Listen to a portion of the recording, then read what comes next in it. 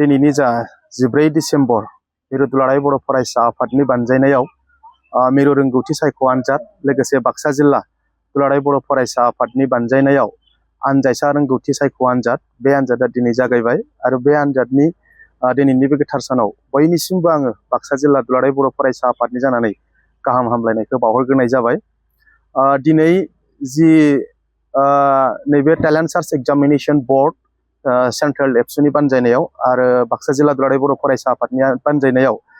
Junior talent search examination बोर्डनि नैबे आनजादखौ मिरु रोंगौसा सायख' आनजादनि मासिगिरि मानाव गेदेर बिसुमखुर बसुमतारी मानगोनां बिथाङा बेखेवनानै होबाय आरो जोङो जोबोद गोजोननाय मोनदों बे आनजादखौ खुंनायनि गेजेरजों। खारन बे आनजादखौ बेनि थाखायनो खुंनाय जादों जाहाथे जे मेट्रिकआव जिरायनो गोनां जिखिनि फरायसाफोर नैबे फरायसा बिथांमोना जाहाथे आनजादनि थाखाय थियारि जायो आरो नैबे दिनैनि नैबे आथिखालनि मुगायाव कम्पिटिटिभ एग्जामनि थाखाय गावबा गावनि जिखिनि रोंगौथि बेजों नैबे फरायसाफोरा जाहाथे साखाफारा जानो हायो। दा बेखौ नोजोर बोनानैनो दुलाराय बर' फरायसा आफादा नैबे आनजादखौ जोङो खुंनाय जादों। जोबोद गोजोननाय मोनदों। नैबे बाक्सा जिल्ला दुलाराय बर' फरायसा आफादनि सिङाव क्लास 9 आरो 10 गासै 2035 जन फरायसाफोरा बाहागो लानो हादों, बिथांमोना एप्लाइ खालामदों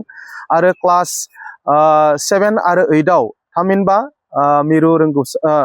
आनजायसा सायख'थि रोंगौथि सायख' आनजादाव जोङो बाक्सा जिल्लानिफ्राय गासै 2403 जना बाहागो लानो हादों। दा साफ्रोमबो फरायसाफोरनिसिम आङो गाहाम हामलायनायखौ बावहरदों। दा बिथांमोना गावबा गावनि टेलेन्टखौ खोन्थानायनि गेजेरजों जाहाथे बेवहाय जिखिनि बान्था दङ बे बान्थाखौ जाहाथे आवग्रिनो हायो आरो गावनि रोंगौथिजों बेबायदि फरायसाफोरानो फैबाय थानाय समाव साफा साफा सुबुं सम्पद जानानै दिनै गावबा गावनि केरियारखौ लांनायजों लोगोसे बर' हारिनिबो जाहाथे साफा साफा सुबुं सम्पद जानो हायो बेखौ जोङो नोजोर लाखिदों। आङो साफ्रोमखौबो खावलायदों खोब माने डिसिप्लिननि गेजेरजों जाहाथे फरायसा फरायसुलि बिथांमोना दिनैनि आनजादखौ जाहाथे लिरो, बेवहाय खुनु जाहाथे बेले बेजे सोमजिया आङो खावलायदों आरो गार्जेन बिथांमोनखौबो आङो साबायखर बावदों जे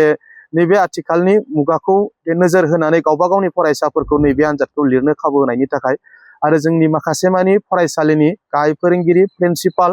आरो फोरोंगिरि बिथांमोनखौ आं साबायखर बावदों। बिथांमोनाबो नैबे सुबिदाखौ बानायना होनायनि थाखाय आसा खालामदो दिनैनि एग्जामा खोब मोजाङै मोजां जाफुंलांगोन आरो बेनि गेजेरजों जोङो सानसेब्लाबो बर' फरायसाफोरखौ इयुन समाव गावनि केरियारखौ साक्सेस खालामनायजों लोगोसे साफा साफा सुबुं सम्पदखौ नैबे आनजादनि गेजेरजोंबो जों सानसे समाव मोनगोन बेखौ जों आसा खालामनो हायो।